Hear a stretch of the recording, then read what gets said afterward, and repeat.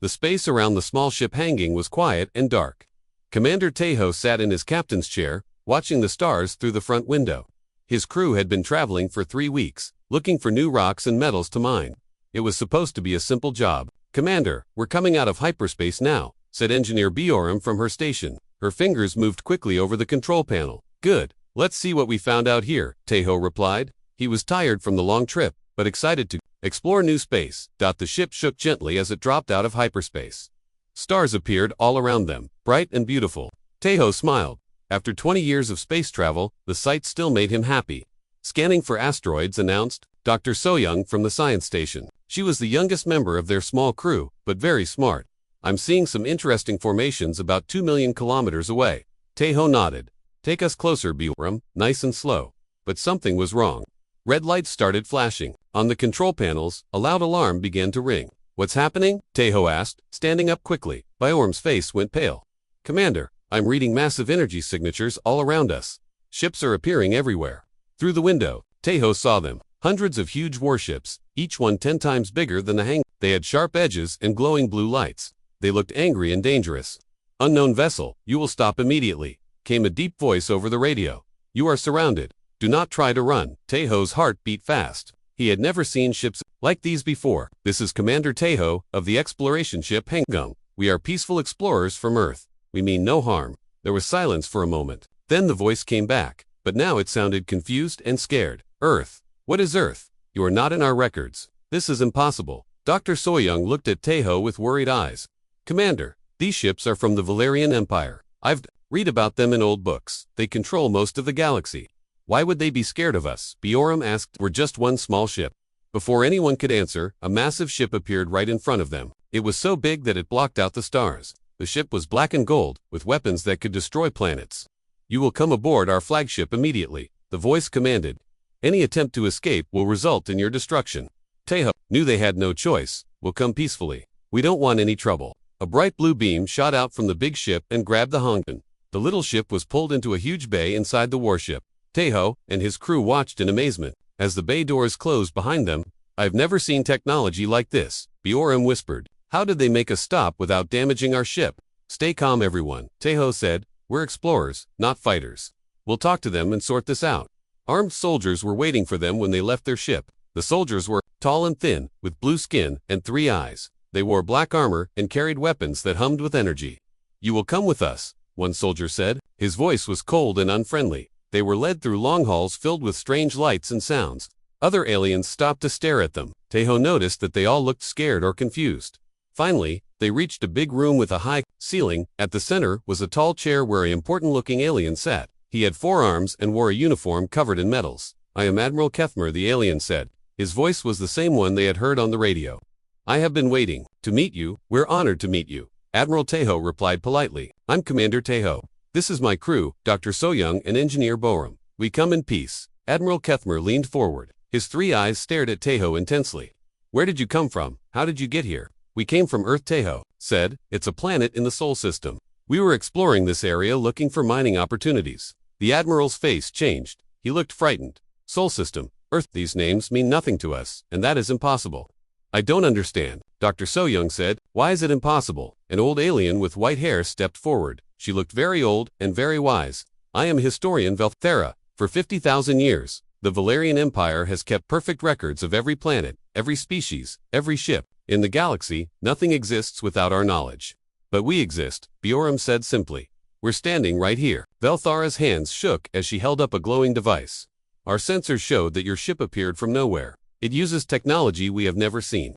According to our records, your species should not exist." Admiral Kethmer stood up. "Do you understand what this means? In 50,000 years, this has never happened. No one has ever surprised us. No one has ever hidden from us." "We weren't hiding," Tejo said. "We just developed space travel and started exploring. We thought we were alone in the universe until we met you." "How did you achieve faster-than-light travel?" Velthera asked. "Show us your technology." Dr. Soyoung looked at Tejo. He nodded. "We use quantum tunneling drives," she explained. "We don't fold space like most theories suggest. We phase through quantum foam in 11 dimensions." The room went completely silent. Even the soldiers stopped moving. 11 dimensions, Velthera whispered. "Our science only recognizes 3 dimensions of space. What you describe is impossible, but it works." Bioram said. We've been using it for 50 years. Admiral Kethmer began pacing back and forth. If you can hide from our sensors, if you can travel in ways we cannot detect, then who else might be out there? How many other species have we missed? I need to contact the High Council immediately, Belthera said. This changes everything. We thought we knew about the galaxy. Tejo realized they were in serious trouble. These aliens weren't just confused, they were terrified. Their whole understanding of the universe had just been shattered. Admiral Tejo said carefully, we don't want to cause any problems. We just want to go home and report what we've learned. That is not possible. Admiral Kethmer replied, you are the greatest threat the Empire has ever faced. Not because you are dangerous, but because you prove that we are not as powerful as we thought. You will remain here while we study your technology and decide what to do with you. Added, the future of the galaxy may depend on understanding how you exist. As guards led them to holding cells, Tejo wondered if they would ever see Earth again. They had come looking for rocks and metals, but instead they had found an empire that ruled the galaxy and scared it to death just by existing. The door to their cell closed with a soft sound. Through the small window, Tejo could see the stars. Somewhere out there was Earth, and people who had no idea that their small planet had just changed the fate of the entire galaxy. What happens now? Bioram asked quietly. Now, Tejo said, we wait and see if the most powerful empire in the galaxy decides we're a threat they need to eliminate. The three humans sat in their cell, unaware that their accidental discovery had already set in motion events that would reshape the galaxy forever. 3 days passed in the holding cell. Tejo, Soyoung, and Bioram had been given food and water, but no answers. They could hear many footsteps in the halls outside. Voices spoke in the alien language, always sounding worried or angry. On the 4th morning, the cell door opened. Admiral Kethmer walked in with 2 guards and historian Belthera. You will come with us. The admiral said, the High Council wants to speak with you. They were led to a different part of the huge ship. This area was fancier, with golden walls and floating lights. They entered a room where a large screen showed the image of another alien. This alien was even more impressive than Admiral Kethmer. She had silver skin and wore a crown made of crystals. Her 6 arms moved as she spoke. I am Counselor Zixandra, leader of the High Council, she said. Her voice was calm but scary. Do you understand the trouble you have caused? We don't understand any of this, Tejo replied honestly. We were just exploring. We didn't know we were causing trouble. The entire empire is in panic. Counselor Zixandra continued. Our military commanders are demanding we prepare for war. Our scientists are questioning everything they thought they knew. All because 3 humans appeared from nowhere. Dr. Soy stepped forward. Counselor, may I ask why our existence is so frightening? We're just one small species from one small planet. The counselor's eyes grew wide.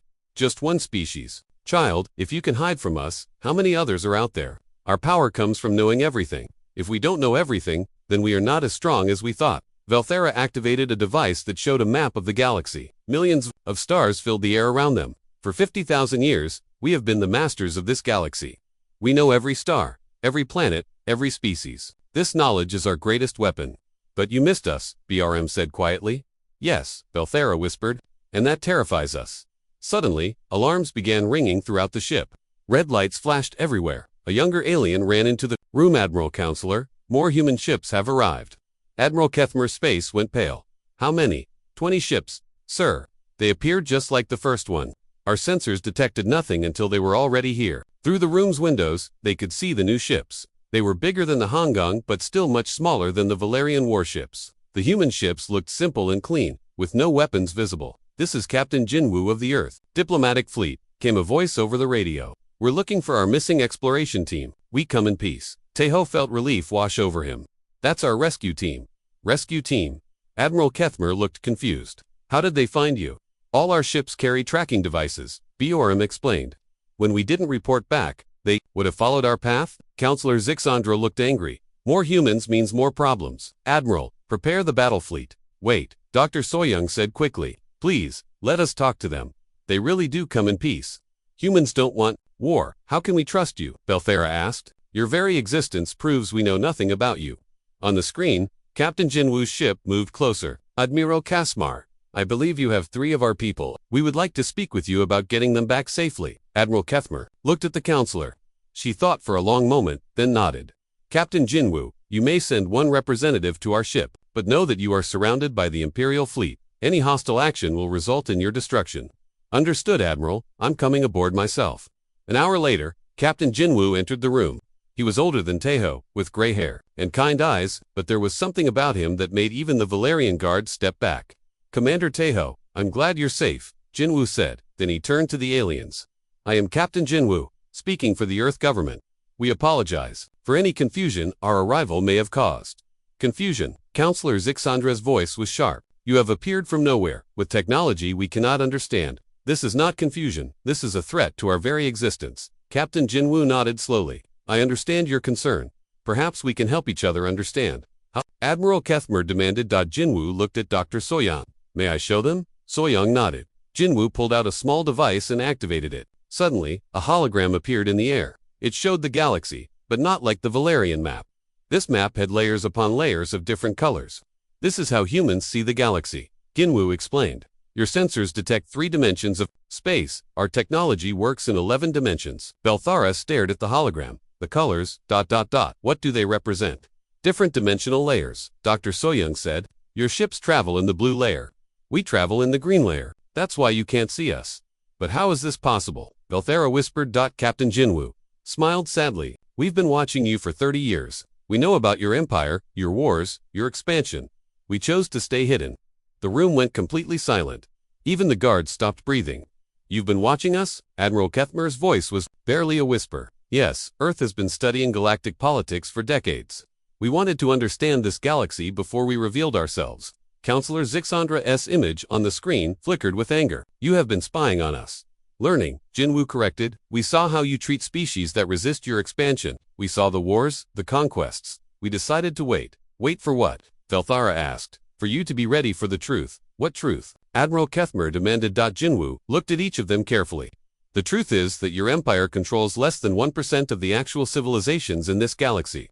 The silence that followed was so complete that they could hear the ships. Engines humming. Impossible, Belthara breathed. Show them, Taeho said quietly. Jinwoo nodded and touched his device again. The hologram changed. Now it showed thousands of different colored layers, each one filled with stars and planets. Each layer represents a different dimensional phase, Dr. Soyoung explained. Each phase has its own civilizations, its own species, its own technologies. You mean ... Admiral Kethmer could barely speak.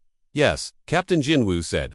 The galaxy is full of life, full of intelligence, full of civilizations that exist in dimensions you never knew about. The Valerian Empire has been alone, not because you conquered everyone, but because you could only see one layer of reality. Counselor Zixandra's image disappeared from the screen. They could hear shouting and alarms in the background. She's calling for the war fleet, Admiral Kethmer said. The entire Imperial Navy will be here within days. Captain Jinwoo looked sad. That would be unfortunate. Admiral, may I ask you something? What? In all your years of conquest, have you ever wondered why some species seem to vanish without a trace? Why some planets appeared empty when your scouts said they were full of life? Admiral Kethmer's 3 eyes went wide. The ghost readings, the phantom signals, ... they were real. All real. All civilizations that learned to phase shift to different dimensions when threatened. How many? Belthara whispered. How many civilizations have learned to hide from you? Jinwoo asked. Hundreds, maybe thousands. The galaxy is much more crowded than you think. Admiral Kethmer sat down heavily in his chair. We are not the masters of the galaxy. We are just loud neighbors that everyone has been avoiding. Now, you understand, Captain Jinwoo said gently. The question is, what do you want to do about it? Before anyone could answer, new alarms started ringing. A different soldier ran into the room. Admiral, the Imperial War Fleet is arriving. 5,000 ships. Through the windows, they could see space filling with massive warships. The human ships looked like tiny dots among the giants. Captain Jinwoo, Admiral Kethmer said, I suggest you run. When the war fleet arrives, I will not be able to protect you. Jinwoo smiled. Admiral, I think you should prepare yourself for another surprise.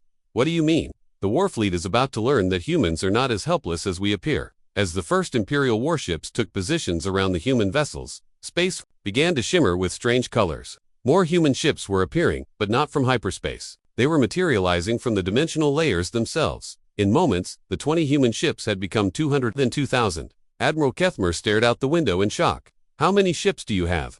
Enough, Captain Jinwoo replied quietly. Admiral, the real question is, do you want to start a war you cannot win, or do you want to learn about the galaxy you never knew existed?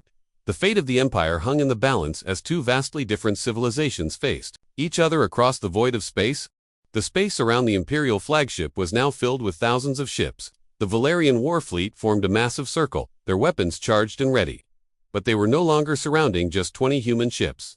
Now, 2,000 human vessels floated between the dimensions, appearing and disappearing like ghosts. Admiral Kethmer stood at the window. his three eyes wide with fear. This is impossible. Our sensors count different numbers every second. Captain Jinwoo remained calm. Admiral, your sensors can only see ships that exist in your dimension. We exist in many dimensions at once. A new voice came over the radio, loud and angry. This is High Admiral Mordeth of the Imperial Warfleet. Unknown vessels, you will surrender immediately or be destroyed. Jinwoo sighed. Admiral Kethmer, I hoped we could avoid this. High Admiral Mordeth is not known for patience, Kethmer replied. He believes in solving problems with weapons. On the main screen, a new alien appeared. He was bigger than the others, with scars covering his face and arms. His uniform was black with red symbols. I am High Admiral Mordeth, the alien said. I have come to end this threat to the Empire. You will surrender your technology and submit to Imperial rule. Captain Jinwoo stepped forward. High Admiral, we have no wish to fight. We only want to rescue our people and return home. Your people are prisoners of the Empire. Your technology is too dangerous to be allowed to exist. You will surrender or face the consequences. And if we refuse, Jinwoo asked, then you will be destroyed. The Empire has ruled this galaxy for 50,000 years. We will not be challenged by unknown aliens. Jinwoo looked sad. High Admiral, you don't understand what you're facing. I understand perfectly. You have some ships that can hide from our sensors, but you are still outnumbered. 5,000 Imperial warships against your handful of vessels. Admiro, Ketchima, Jinwoo said quietly, please ask your people to move back. What I'm about to show you will be ... surprising. Kethmer activated his communication device. All ships, move back to safe distance. Why are you warning them? Mordeth demanded. Because unlike you, we don't want to hurt anyone, Jinwoo replied. Jinwoo pressed a button on his wrist device. Suddenly, the space around them began to shimmer and change. More human ships started appearing, but these were different. They were huge, bigger than even the Imperial flagships. What are those? Velthera whispered. Our defense fleet, Jinwoo said simply. Within minutes, the humans had more ships than the Empire. But that wasn't the most shocking part. The shocking part was what happened next. All across the galaxy, the same thing was happening. In 17 different star systems, human ships appeared out of nowhere. They surrounded Imperial bases, mining stations, and patrol fleets. This is Admiral Sung Ho of the Earth Defense Force, came a new voice over the radio. To all Imperial forces, you are surrounded. We have no wish to harm you, but we will defend ourselves if attacked. High Admiral Mordeth's face went pale. How are you in 17 systems at once? We've been preparing for this day for 30 years. Admiral Sung Ho replied. We hoped it would never come, but your empire forced our hand. On the flagship, Dr. So-young was working with Engineer Meek-young, who had arrived with the human fleet. They were showing Velthera how human technology worked. This is our dimensional phase generator, Meek-young explained. It allows us to exist in multiple dimensions simultaneously. But how do you communicate across such distances instantly? Velthera asked. We don't communicate across distance, Dr. So-young said. We communicate across dimensions. In 11-dimensional space, all points are connected. Velthara's hands shook as she held the human device. This means ... you could be anywhere in the galaxy instantly. Yes, Meek-young said. But we choose not to abuse this power. Meanwhile, Dr. Young-soo was speaking with Admiral Kethmer. Admiral, may I show you something that might explain why we stayed hidden? Kethmer nodded. Young-soo activated a holographic display showing the history of human observation of the galaxy. 30 years ago, we detected your first communications, Young-soo began. We watched as you conquered the Zeldan system. We saw how you treated species that resisted. The hologram showed Imperial ships destroying planets, enslaving populations, and erasing entire cultures. We saw the fate of the Corvani people when they refused to join your empire, Young-soo continued. We watched as you hunted them to extinction. Admiral Kethmer looked away. Those were ... different times, were they? Last year, you did the same thing to the Prelock Federation. How do you know about that? Kethmer asked quietly. Because we were there. Hidden, watching, recording. Admiral, we have records of every atrocity your empire has committed in the last 30 years. The truth was becoming clear to everyone in the room. The humans hadn't just been hiding, they had been gathering evidence. But why didn't you stop us? Kethmer asked. We tried, Young-soo said sadly. But not directly. What do you mean? Young-soo changed the hologram. Now it showed dozens of different species and planets. Every time your empire tried to conquer a peaceful world, strange things happened. Communication systems failed. Weapons stopped working. Supply ships got lost. You blamed it on equipment failures and bad luck. Admiral Kethmer stared at the images. The rebellion of the Outer Rim, the mysterious equipment failures, the lost patrol incidents, ... all of us, Young-soo confirmed. We've been quietly helping your victims for decades, teaching them to hide, to resist, to survive. You've been conducting a secret war against us? No, Admiral. We've been conducting a secret rescue operation. High Admiral Mordeth's voice cut through their conversation. Enough talk. All ships, prepare to fire. But as the Imperial weapons powered up, something impossible happened. The weapons simply turned off. All of them, every Imperial ship in every system, lost power to their weapons at the same moment. What did you do? Mordeth screamed over the radio. We didn't destroy your weapons. Admiral Sung-Ho replied calmly. We simply moved them into a different dimension. They still exist, but not in your reality. This is an act of war. No, came a new voice. This is an act of mercy. On the main screen, a woman appeared. She was older than the other humans. With gray hair and wise eyes, she wore simple clothes, but carried herself like someone very important. I am President Nari of Earth, she said. I have come to speak with your emperor. The emperor does not speak with terrorists, Mordeth shouted. Then, he will speak with the representative of the Galactic Liberation Coalition, President Nari replied. What coalition? Admiral Kethmer asked. President Nari smiled. Admiral, did you think humans were the only species that learned to hide from your empire? Did you think we were the only ones watching your actions with disgust? The space around them began to fill with new ships. But these weren't human ships. They were vessels from dozens of different species, all appearing from different dimensional phases. The Corvani people are not extinct, President Nari announced. They are here. Strange, beautiful ships appeared, filled with the species the Empire thought they had destroyed. The Prelock Federation still exists. They are here. More ships, different designs, but all carrying the species the Empire had tried to wipe out. For 30 years, humans have been building a coalition of the Empire's victims. We taught them to hide in different dimensions. We gave them sanctuary. We helped them survive. Admiral Kethmer sat down heavily. How many species has your empire tried to destroy over the centuries? President Nari asked. All of them are here. All of them are alive. All of them want justice. High Admiral Mordeth's voice was now full of fear. This is impossible. We have records. We know who we conquered. You have records of who you think you conquered, President Nari corrected. But you never bothered to check if they actually died. Commander Hyenwu, who had been quiet until now, finally spoke. High Admiral, you are surrounded by the largest fleet ever assembled in this galaxy. Every species you tried to destroy is here. Every world you tried to conquer is represented. What do you want? Mordeth whispered. Justice, President Nari said simply, and an end to the Empire's reign of terror. Admiral Kethmer looked at the thousands of ships surrounding them. Ships from species he thought were dead. Technologies he had never imagined. Power beyond anything the Empire had ever faced. What happens now? He asked quietly. President Neris's expression softened. Now, Admiral, you get to choose. Will the Empire continue its path of destruction? Or will you join the galaxy you never knew existed? A galaxy where species work together instead of destroying each other. As alarms continued to ring throughout the Imperial fleet, everyone waited for the answer that would determine the future of the galaxy. The Imperial flagship was completely silent. Every alien on the bridge stared at the screens, showing thousands of ships from species they thought were dead.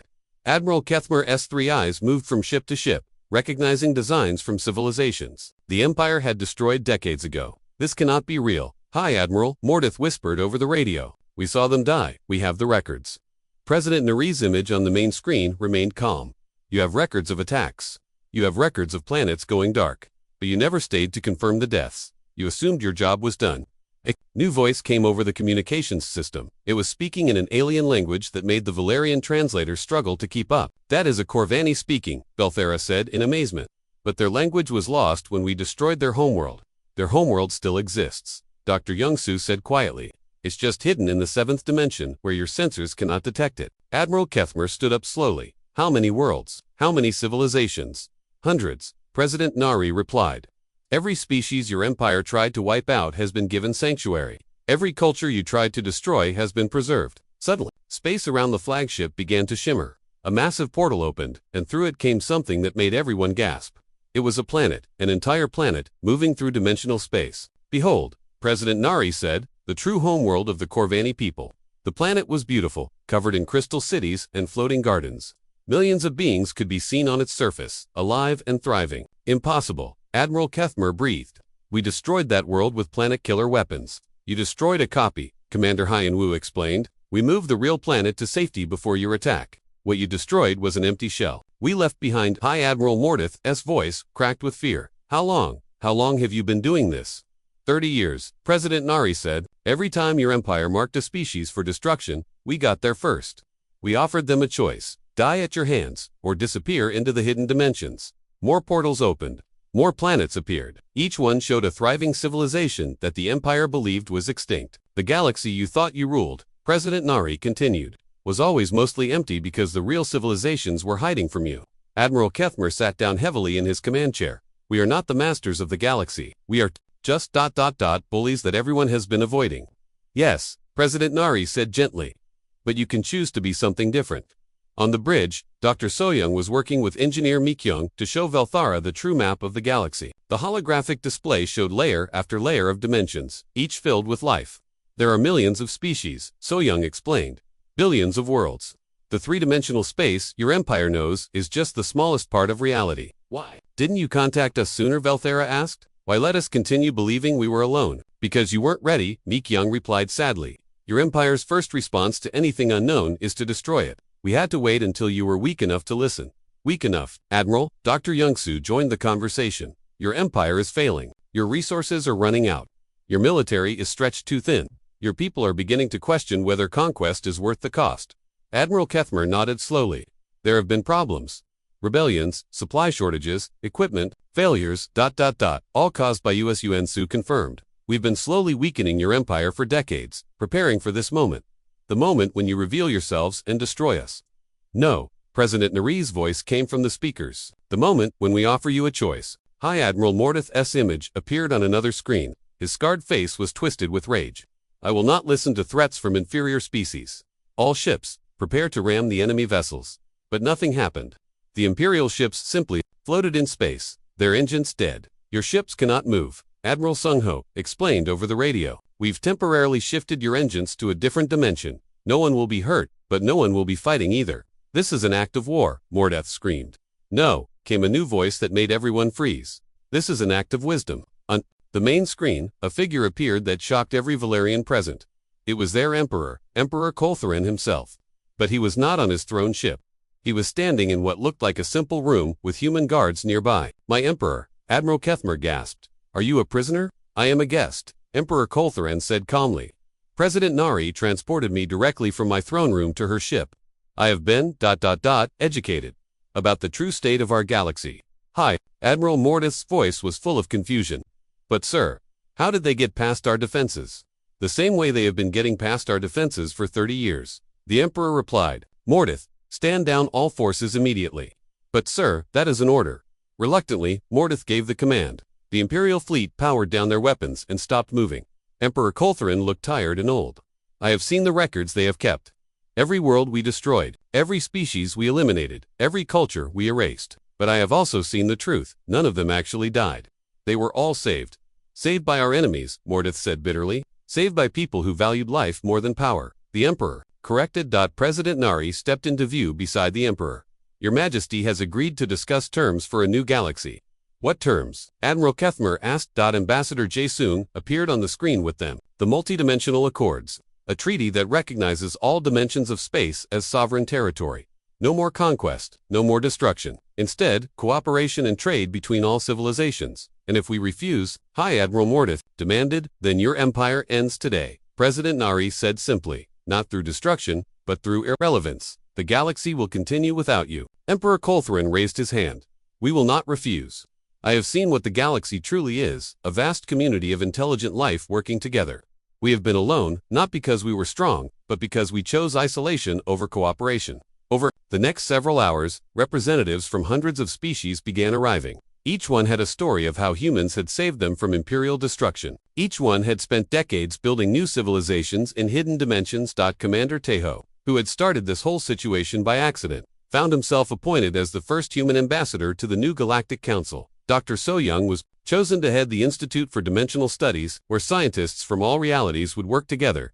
Engineer Bioram was given the job of teaching Imperial engineers how to build dimensional drives so they could visit the hidden civilizations they had tried to destroy. What happens to the Empire? Admiral Kethmer asked as he watched the treaty ceremonies on his screen.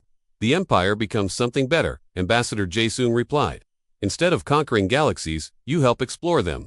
Instead of destroying civilizations, you help them grow. Months later, Admiral Kethmer stood on the bridge of a joint human-Valerian exploration ship. Through the windows, he could see things his people had never imagined. Entire star systems existing in multiple dimensions, planets that phased in and out of reality, civilizations that built cities in 11-dimensional space. Admiral called his new human science officer, Dr. Hyjin. We're receiving a message from the 7th dimension. It's from a species that wants to make contact. Kethmer smiled, something he had never done while serving the Empire. Open communications. Let's see what new friends we can make today. As their ship moved through dimensional space toward the unknown, Kethmer thought about how different everything was now.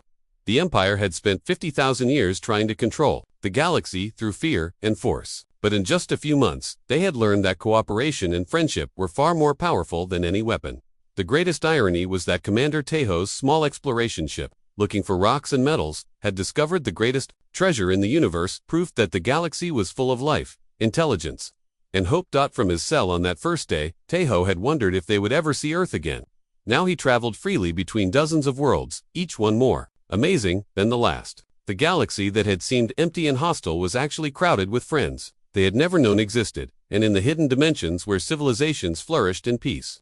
The story was told of how 3 humans in a small ship had accidentally saved the galaxy by simply existing in the wrong place at the right time. The empire that once spread fear across the stars had become something new, explorers, helpers, and friends in a galaxy more wonderful than anyone had ever dared to imagine. 1 year had passed since the multi-dimensional accords were signed. The galaxy was a very different place now. On the former imperial capital world of Valeria Prime, beings from hundreds of different species walked the streets together. The giant statues of past emperors had been replaced with gardens where children from many worlds played together. Commander Teho stood on the balcony of the new Galactic Council building, watching the sunset paint the sky in colors that came from 3 different dimensions. He still couldn't believe how much had changed since that day when the hanging had accidentally stumbled into Imperial space. Ambassador Teho, came a familiar voice behind him. He turned to see Admiral Keth approaching. The former Imperial officer now wore the simple blue uniform of the Dimensional Exploration Service. Just Teho is fine, he replied with a smile. How are you adjusting to your new job? Kethmer's 3 eyes sparkled with excitement. Better than I ever imagined. Yesterday, we discovered a civilization that builds their cities inside stars. Today, we're going to visit a species that exists as pure music in the 4th dimension. That sounds amazing, Teho said. Much better than conquering planets. Much better, Kethmer agreed. I never knew exploration could be so, joyful. They were interrupted by Dr. Soyoung, who came running up the stairs carrying a tablet full of data. Teho, you have to see this, she said breathlessly. We just made contact with a species that's been trying to reach us for centuries. What do you mean? Teho asked. Remember how we thought humans were the first to develop technology? We were wrong. There's a species called the Dreamers who mastered 15-dimensional travel thousands of years ago. Admiral Kethmer's eyes went wide. 15 dimensions. I'm still trying to understand 11. Dr. Soyoung activated her tablet, showing a hologram of strange, flowing beings that seemed to be made of light and thought. They've been watching our galaxy for millennia, she explained. But they exist in such high dimensions that they couldn't make contact with anyone until now. Why now? Teho asked. Because humans created the bridge. Our 11-dimensional technology is close enough to theirs that they can finally communicate with us, and through us, with everyone else. The hologram showed images of vast cities that existed in spaces that hurt to look at directly. Beings of pure energy moved through structures that seemed to be built from folded time itself. What do they want? Admiral Kethmer asked. To welcome us to the greater community, Dr. Soyoung said. Apparently, our little galaxy is just one small part of something much, much bigger. Before anyone could respond, the air in front of them began to shimmer. A portal opened, and through it stepped President Nari, followed by Engineer Bioram and several other humans. Perfect timing, President Nari said. I was just coming to find you. We have a situation. What kind of situation? Teho asked. The good kind, Bioram said with a grin. We've been contacted by representatives from 12 other galaxies. They all want to join the multi-dimensional accords. Admiral Kethmer sat down heavily on a nearby bench. 12 galaxies. How many civilizations are we talking about? Millions, President Nari said. Maybe billions. It turns out that our little experiment here has been noticed by the entire local galactic cluster. Dr. Soyoung's tablet chimed with an incoming message. She looked at it and gasped. What is it? Teho asked. It's from Dr. Yangsu. He's at the Institute for Dimensional Studies. He says they've detected something incredible. More incredible than 15-dimensional beings, Bioram asked. Much more, Dr. Soyoung said. They've found evidence of a civilization that exists in all dimensions simultaneously. They call themselves the Watchers, and they've been observing the development of intelligence across the entire universe. President Nari frowned. And they're just now making contact. According to this message, they only make contact with civilizations that prove they can bring peace to their local area. Our success here has apparently impressed them. The portal behind them shimmered again, and Dr. Youngsu stepped through, followed by Engineer Mikyung and several alien scientists. Did you tell them about the Watchers? Youngsu asked excitedly. We were just starting to, Dr. Soyoung replied. Well, you can tell them in person. They want to meet with representatives from our galaxy. Today, Taeho asked. That seems fast. Time works differently for beings that exist in all dimensions, Mikyung explained. To them, our entire conversation is happening in the same instant. Admiral Kethmer stood up. Where are we supposed to meet them? Everywhere, Youngsu said. They exist everywhere at once. We just have to open our awareness to perceive them. He activated a device that looked like a crystal sphere. The air around them began to change, becoming filled with patterns of light that seemed to move in impossible ways. Suddenly, they weren't standing on the balcony anymore. They were floating in a space that contained all spaces, surrounded by beings of such complexity that looking at them directly was like trying to see infinity. Welcome, came a voice that seemed to speak directly into their minds. We are the Watchers. We have observed your species with great interest. Which species? Taeho asked, somehow finding his voice. All of them, the voice replied. Humans, Valerians, Corvani, Prelok, and the thousands of others who have learned to work together. You have created something new in this universe. What have we created? President Nari asked. Hope, the voice said simply. For eons, we have watched civilizations rise and fall. Most destroy themselves or others. Some achieve great power, but remain alone. Very few learn to build communities that span dimensions. The space around them filled with images of countless galaxies, each one containing billions of stars and trillions of beings. You have shown that peace is possible, the voice continued, that different species can work together instead of fighting, that exploration is more valuable than conquest. What happens now? Admiral Kethmer asked. Now you help us teach others. There are young civilizations in distant galaxies who are making the same mistakes your empire once made. They need to see that there is a better way. Dr. Soyoung floated forward. You want us to become teachers, you want us to become healers, the voice corrected. The universe is vast and full of life, but it is also full of pain. Wars, conquest, destruction, these things spread like diseases across the cosmos. You have found the cure. What cure? Bioram asked. Understanding, cooperation, the knowledge that no one is alone in the darkness. Engineer Mikyung looked around, at the infinite space surrounding them. This is bigger than we ever imagined. Everything is bigger than anyone imagines, the voice said with what might have been amusement. That is why we need guides, beings who can help others take the first step toward understanding. The images around them changed, showing scenes of the past year, the transformation of the Valerian Empire, the rescue of supposedly extinct civilizations, the joy on Admiral Kethmer's face as he explored new worlds instead of conquering them. See how much has changed, the voice said. One small ship, looking for mining materials, accidentally began a transformation that will eventually heal the entire universe. Taeho thought about that day when the Hangung had dropped out of hyperspace and found themselves surrounded by Imperial warships. None of them could have imagined where that moment would lead. Will you accept this responsibility? The voice asked. President Nari looked at each of them in turn. Taeho nodded. Dr. Soyoung smiled. Bioram gave a thumbs up. Admiral Kethmer straightened his shoulders with pride. We accept, President Nari said. Then let us begin, the voice said. There is much work to do. The space around them began to shift and change. They saw glimpses of other galaxies, other civilizations, other species taking their first steps into the larger universe. Some were afraid, some were angry, some were alone and didn't know that help was coming, but help was coming. The little coalition that had started with 3 humans in a mining ship had become something vast and wonderful. They were no longer just explorers or diplomats or scientists that were healers of worlds, builders of bridges, and bringers of hope to a universe that was far more alive and interconnected than anyone had ever dreamed. As they prepared to take their message to the stars, Taeho smiled. The greatest adventure was just beginning. The galaxy that had once seemed empty and hostile was now revealed to be full of friends, teachers, and possibilities beyond imagination. And at the center of it all was a simple truth that 3 humans had accidentally proven: no one in the universe is truly alone. Everyone is just waiting to be found.